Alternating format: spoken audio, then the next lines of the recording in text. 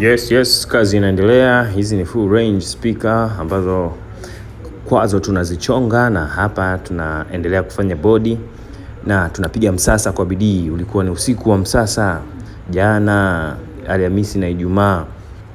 Baada ya kumaliza msasa tunapiga puti ya kutosha. Baada ya puti msasa tena, puti, rangi. Yes, itakuwa na muonekano mzuri sana. Na hivi ndivyo mambo yanavyokwenda. Hivi ni vifaa vyetu tutakavyovitumia na tayari tumekwisha kuvitumia. Hiyo ni jigsaw, umeona. Kuna mashine kwa ajili ya kukatia ubao na kato kama biskuti. Kuna circular saw, kuna mashine ya rangi hiyo kama unavyoona hapo. Paka mashine speaker inakuwa na upele fulani hivi, mtu anasema hii plastiki, kumbe ni wood, just wood, ni ubao tu. Kuna grill kama unaona hapo, drill ya kutobolea hapo.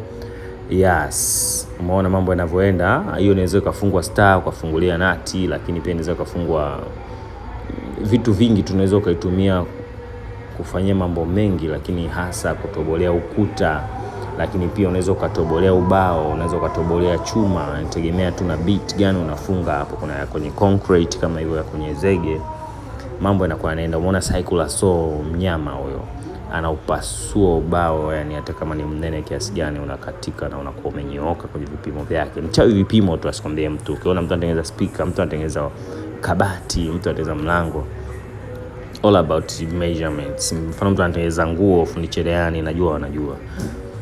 This is how we do. This is Dickson Tech, audio interface audio. Hii ni rangi na hiyo ni tina na mchanganyiko wake hapo. Kemia mkuu wa serikali inaingia mzigoni kupata mchanganyo mzuri rangi kwa ajili ya speaker yetu. Here we go. Dickson Tech on my way. Yes. Umeona speaker hizo ready to use, tunazibandika pale. Safi kabisa na Twitter zake na muonekano safi, madhubuti, makini, yakinifu. Umeona kitovu hiyo, umeona groove hiyo.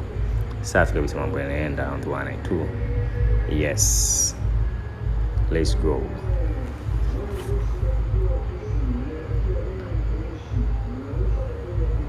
Karibu Interface Audio. Fanya kazi na sisi, tuamini kwa mahitaji ya muziki wako wa aina zote.